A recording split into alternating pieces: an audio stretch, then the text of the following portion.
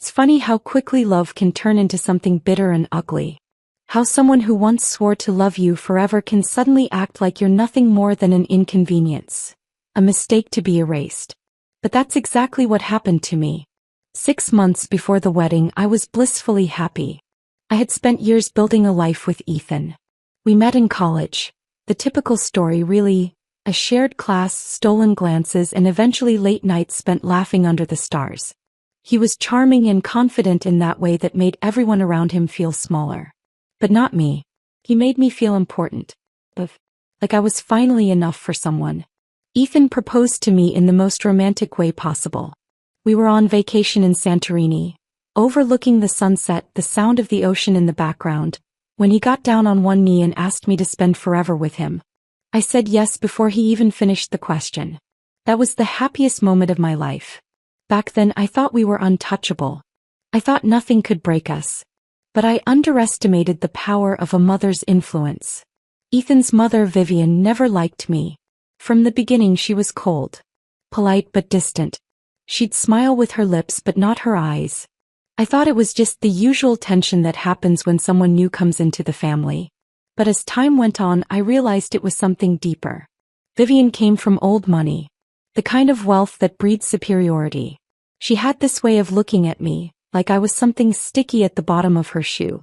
I grew up in a modest home.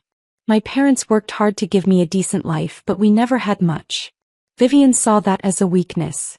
"You're very charming," she'd say when I tried to make conversation at family events.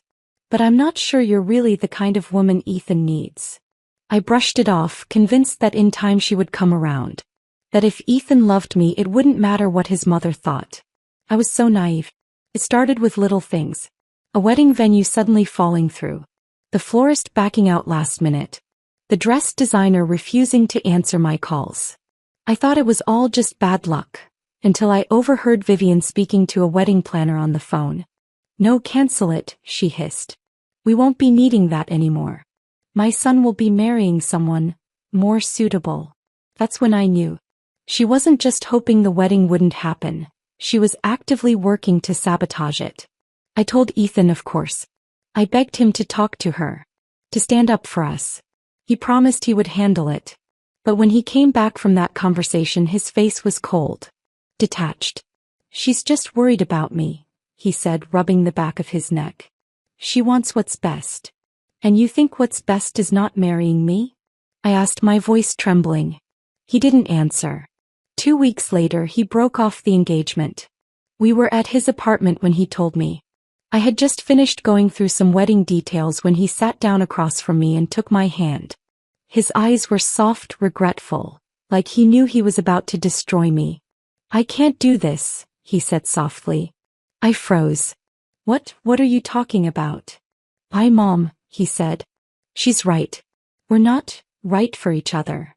"You're joking," I whispered, my throat closing up. He shook his head. "She said you're not good enough, and maybe she's right." I couldn't breathe. "You're serious?" My voice cracked. "I'm sorry," he said, like that made any difference. "You'll find someone else. Someone who fits better. And I suppose you already have someone in mind?" I snapped. His expression darkened. "This isn't about anyone else. I need to think about my future." That's when his mother walked into the room, calm and composed as always. Her diamond earrings glinted under the light as she gave me a saccharine smile. "I told you, darling," she said to Ethan, her hand resting on his shoulder. "You can do so much better." Her gaze slid to me and her smile sharpened. "You should leave now," she said. "It's time to let go of this mistake." Mistake. That word hit me like a bullet. I stood slowly, my hands shaking. I looked at Ethan, the man I had loved, the man I was ready to build a life with, and he didn't even have the decency to look me in the eye. "I hope you're proud of yourself," I said quietly. "Oh, darling," Vivian laughed. "You're nothing without my son." I should have crumbled. I should have cried and begged. But something inside me hardened. I laughed. Not hysterically. Not with tears. Just a quiet, cold laugh. "You think I'm nothing?" I said. "We'll see about that." Vivian's smile faltered. I turned toward the door and walked out without another word. I didn't stop. Not even when I heard Ethan call my name. Not even when Vivian said, "Good riddance." I left behind the dress, the venue, the dream of a future with Ethan. And I made myself a promise: they would regret this. The first few weeks were hard. I cried until my body was empty. I stayed in bed, ignored phone calls, and wondered how I had been so blind. How I had given so much to someone who clearly didn't value me. After the engagement ended, I didn't know who I was anymore. For years I had tied my identity to Ethan. To our future together. The wedding, the house, the children. It was all mapped out in my mind, and suddenly that map was blank. For the first few weeks I drifted through my days in a fog. My friends checked in on me constantly, but I barely answered. I stayed home, binging Netflix and surviving on takeout and wine.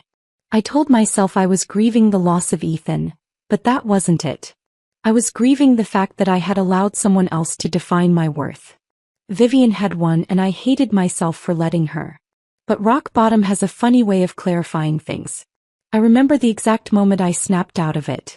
I was standing in front of my bathroom mirror one morning, looking at my reflection.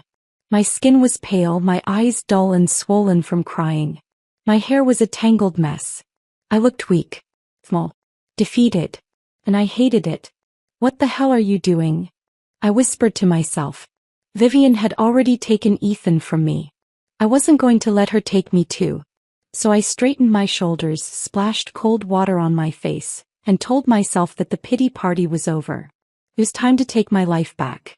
I threw myself into work with ruthless focus. I had always been good at my job, but now I was on a mission to be the best. I stopped saying yes to things that didn't serve me.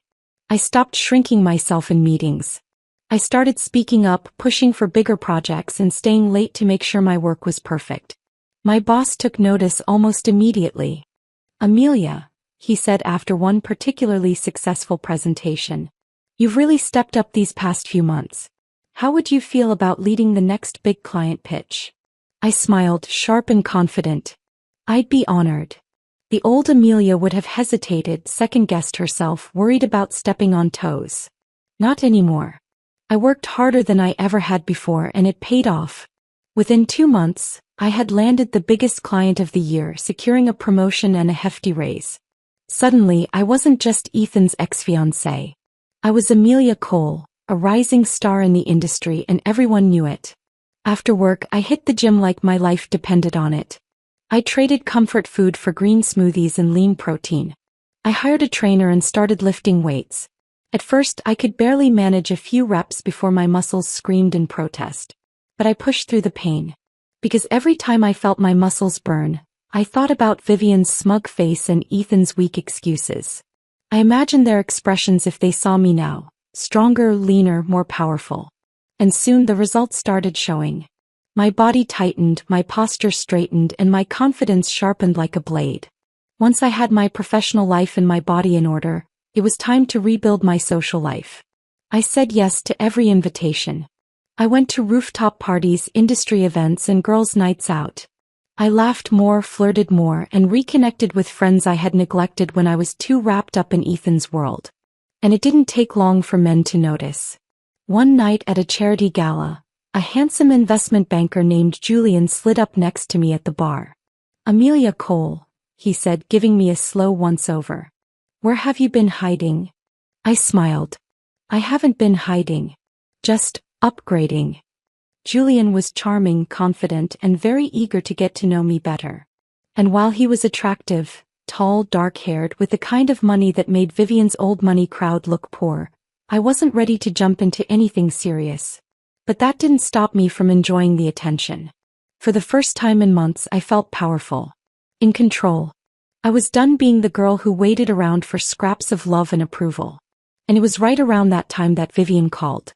Vivian's voice was thin and shaky on the phone. "It's Ethan," she said. "He needs you." I almost laughed out loud. "Needs me?" I repeated. "He's not doing well," Vivian said, her mask of composure slipping for the first time. "He lost his job, and the girl he was seeing, well, she left him. He's drinking too much. He's spiraling." "And why is that my problem?" I asked coolly. You were always so good for him, Vivian whispered. You grounded him. Grounded him? I nearly choked on the absurdity of it. The same woman who had told me I was beneath her precious son now wanted me to save him? How did he lose his job? I asked. Vivian hesitated. He made some bad investments. Translation: he tried to play big shot businessman and failed. I smiled faintly. Well, that's unfortunate.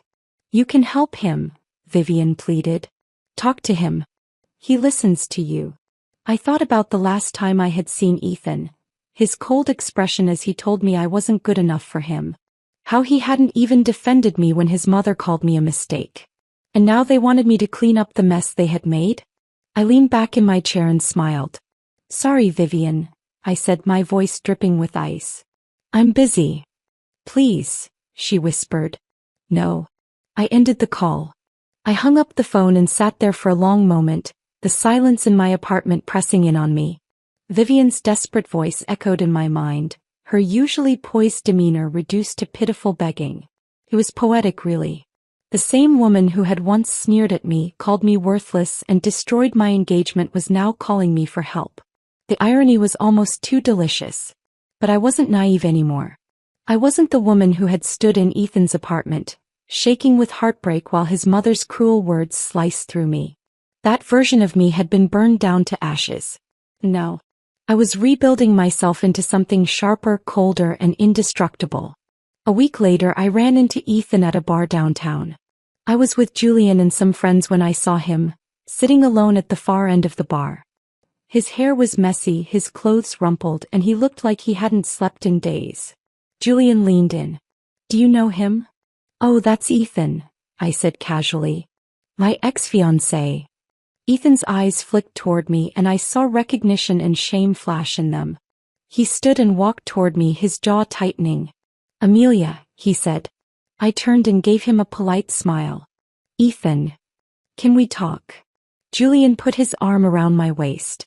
She's busy. Ethan's eyes darkened. Julian, huh? His gaze dropped to my hand, where Julian's fingers rested possessively on my hip. I shrugged. You told me to find someone else. Looks like I took your advice. Ethan's lips parted. I made a mistake, he whispered. I laughed. A quiet, cold laugh. No, Ethan, I said softly. You made a choice. Now you get to live with it. His shoulders sagged. His eyes pleaded with me, but I was done giving pieces of myself to a man who didn't deserve them. I turned toward Julian. Let's go, I said. And as I walked away, leaving Ethan behind, I didn't feel regret or sadness. I felt powerful. Ethan and Vivian thought I would crumble. That I'd be begging for Ethan to come back.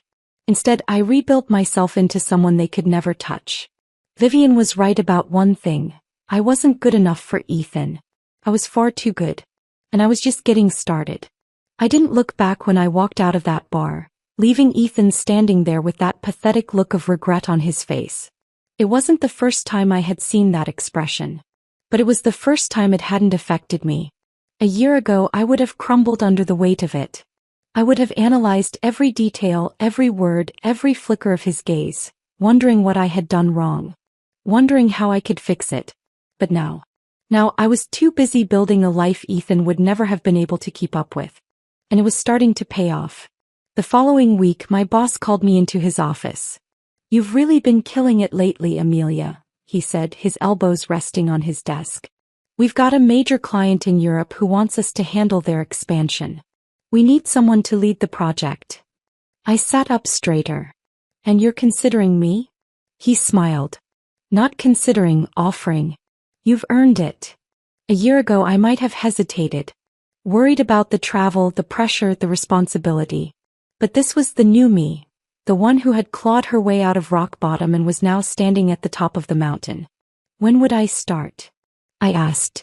You'd leave in 2 weeks. He smiled. And if it goes well, we're looking at a major promotion. I shook his hand and smiled. Let's make it happen. As I walked out of his office, my phone buzzed. A message from Julian. Dinner tonight? I've got reservations at Noir. I smiled to myself. Life was good. Later that evening I met Julian for dinner at Noir. We sat in a quiet corner booth, drinking expensive red wine and laughing about some ridiculous influencer scandal. Julian's hand rested on my knee, his thumb brushing over the curve of my leg. "You know," he said casually, "I'm going to be in Paris next month for a client event." I raised an eyebrow. "Oh. I could use a date," he said. "Want to come?" I smiled. Tempting. His gaze sharpened. "I'm not joking." I leaned toward him. "I know." Julian was the opposite of Ethan. He was confident, successful, and he didn't need his mother's approval to know his own worth. And maybe I wasn't ready for something serious, but I liked the way Julian made me feel. Powerful. Desirable. Independent. And the best part? I wasn't doing this to prove anything to anyone. Not to Ethan, not to Vivian. I was doing it for me. Vivian and Ethan thought they could tear me down and leave me broken. But I rebuilt myself into someone stronger. Someone smarter. No. They needed me. But I didn't need them. I was done looking back. The future was mine, and for the first time I was stepping into it with my head held high. I thought I was done with Ethan and Vivian.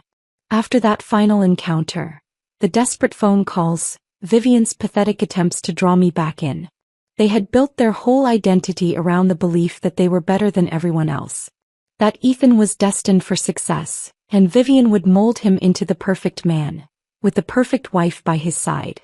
When I walked away and thrived without them, I shattered that illusion. And they couldn't handle it. They weren't finished with me. But the difference now? I was ready. 2 weeks after I was sitting on a private jet, sipping champagne at 30,000 feet. Julian had invited me to Paris for a high-profile client event. At first I had hesitated, not because of Julian, but because I wasn't sure if I was ready to be seen on that level. But then I remembered who I was now. Not Ethan's ex-fiancé. Not Vivian's failed project. Amelia Cole. I stepped onto that jet wearing a designer dress, my hair sleek and my makeup flawless. Julian smiled when he saw me, his eyes trailing over me appreciatively. "You look incredible," he said, handing me a glass of champagne. "I know," I said with a smile. Paris was everything I needed. The glittering lights, the rooftop dinners, the expensive wine. It felt like I had shed the last remnants of my past. Julian introduced me to everyone, billionaires, industry leaders, celebrities, and they listened when I spoke. They asked me about my career, my projects, my vision for the future. I wasn't just Ethan's former fiancé anymore. I was a powerhouse in my own right. Julian leaned toward me during one of the dinners and said, "You know, you're the most interesting person here." I smiled. "Obviously." He laughed and kissed me on the cheek. For the first time in years I wasn't faking my confidence. I felt powerful, desirable, untouchable. And then Ethan showed up. It was at a private event at a Parisian penthouse. A glamorous night with the city sparkling beneath us. I was wearing a black silk dress, Julian's hand resting possessively at the small of my back, when I saw him. Ethan. He was standing near the bar, dressed in a suit that didn't fit him as perfectly as it used to. His hair was slightly too long, and there was a hollowness under his eyes that hadn't been there before. Our eyes met and his mouth parted in surprise. "Julian," I said smoothly. "Do you know that man?" Julian followed my gaze and frowned. "That's Ethan." His eyes narrowed. "What's he doing here?" "Good question," I murmured. Ethan started walking toward us. Julian tightened his hold on me. "Do you want me to handle it?" I smiled faintly. "No. Let's see what he wants." Ethan stopped in front of me, his eyes flicking between me and Julian. His jaw tightened when he saw Julian's hand on my waist. "Amelia," he said, his voice strained. "Ethan," I replied smoothly. "What a surprise." "What are you doing here?" he asked, his gaze darkening. I raised an eyebrow. "Enjoying my success." He swallowed. "I didn't know you were involved with Julian." "You didn't." I smiled. "Because you don't know anything about my life anymore." Julian's hand slid up my waist. "And we'd like to keep it that way." Ethan's eyes narrowed. "Julian, can you give us a minute?" Julian smiled lazily. "No." Ethan's jaw clenched. "Amelia, please." Just 5 minutes. Julian looked at me waiting for my response. I sighed. Fine. Julian gave Ethan a pointed look before brushing a kiss against my cheek.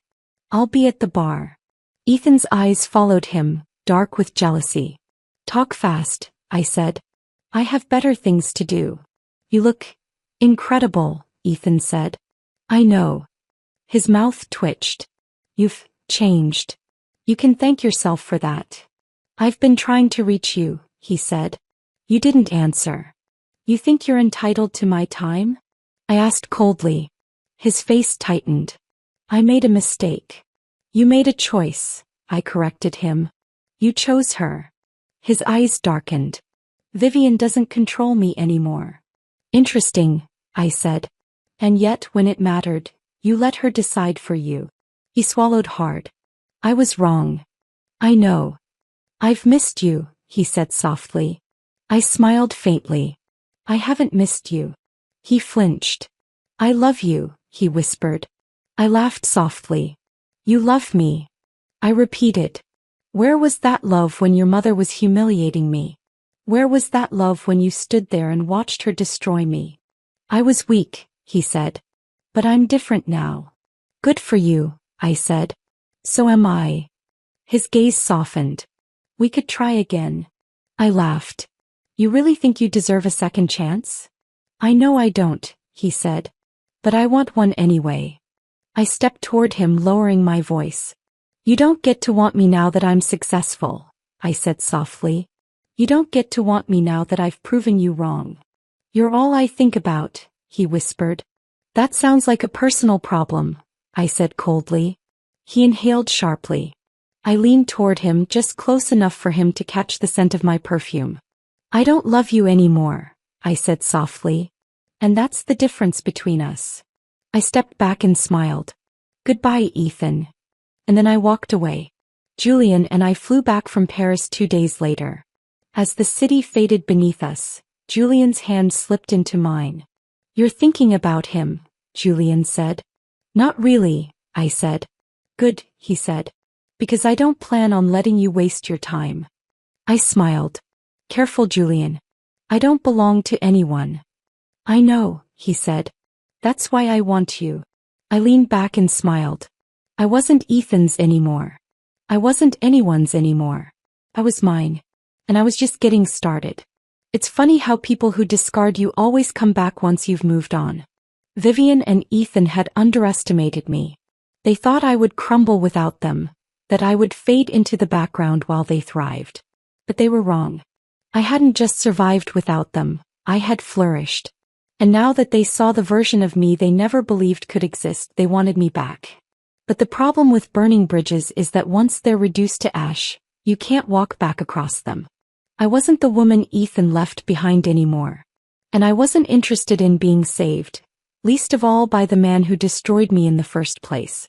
3 weeks after returning from Paris, I sat in the sleek glass conference room of my company's headquarters, preparing to close the biggest deal of my career. The client, a European tech firm, was about to sign a contract that would not only boost my company's market dominance but also cement my status as the top strategist in the industry. Miss Cole, the CEO said, handing me the contract. It's been a pleasure working with you. I smiled, sliding the contract across the table. The pleasure's been mine. The CEO smiled. You're quite impressive. I know, I said smoothly. I signed the contract, shook his hand and left the room feeling unstoppable. As I walked through the glass hallway, my assistant, Lila, practically sprinted to catch up with me. Congratulations, Amelia, she said breathlessly. The CEO wants to meet with you tomorrow to discuss a senior promotion. I smiled. Good. Also, Lila hesitated, biting her lip. I raised an eyebrow. Spit it out. There's a man waiting for you in the lobby, she said cautiously. He wouldn't give his name. I sighed. Let me guess. Tall, dark hair, desperate expression. Lila winced. Pretty much. I smoothed my silk blouse and smiled faintly. Let him wait, I said. But, Lila, I said calmly, I'm not interested in ghosts. I walked toward the elevator, leaving her standing there. 2 days later, Vivian showed up at my office. I saw her through the glass window before Lila could warn me. Dressed impeccably as always, her hair pulled into a tight chignon, her diamond earrings glittering under the soft office lighting. I considered turning her away, but this time I wanted to look her in the eye and show her who she was dealing with. "Send her in," I said to Lila. Vivian entered, her heels clicking against the polished floor. "Vivian," I said smoothly. "To what do I owe this unpleasant surprise?" She sat down gracefully. "You've been doing well for yourself." "I know," I said. She smiled faintly. "I underestimated you." I leaned back. "Everyone did." She studied me for a moment, her sharp gaze sweeping over my designer outfit, my office, my obvious success. "Ethan's struggling," she said finally. "And?" I raised an eyebrow. "You were good for him," she said. "You stabilized him." I smiled faintly. "And yet you were the one who told him to throw me away." Vivian's lips tightened. "I made a mistake." "Ah." I smiled. "So now that Ethan's falling apart, you've decided I was good enough after all?" "I misjudged you," she said. "You didn't misjudge me," I said coldly. "You underestimated me." Vivian's gaze hardened. "He still loves you." "That's unfortunate," I said. Vivian's mask cracked. "You really don't care?" "No," I said. "I don't." She stood, her composure slipping slightly. "You could have it all," she said softly. "The life you dreamed of." "I already have the life I dreamed of," I said coldly. Vivian's mouth parted. "You and Ethan thought you broke me," I said, rising from my chair. "But you made me stronger, smarter, ruthless." Her mouth tightened. "You were right, Vivian," I said with a sharp smile. "I wasn't good enough for Ethan back then." I walked toward the door and held it open. "But now," I smiled coldly, "he's not good enough for me." Vivian's gaze darkened. "Goodbye, Vivian," I said. And I shut the door behind her. That evening, Julian and I were sitting on the rooftop of a downtown restaurant, sipping cocktails and watching the city lights.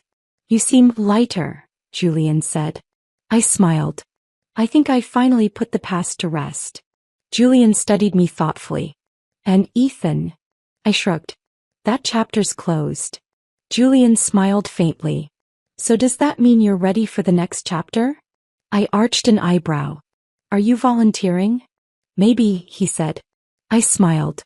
"Careful, Julian. I'm not the kind of woman who needs to be saved." "I'm not trying to save you," he said softly. "I'm just enjoying the view." I leaned toward him and kissed him. Slow, confident, powerful. I didn't need Julian. But I wanted him. And that was the difference. I was done defining myself by the men in my life. Vivian and Ethan had taught me the hard way that love isn't enough. Respect and strength matter more. No. I had all of that. And more. The past was behind me. The future belonged to me. And for the first time in my life, I knew exactly who I was. The end.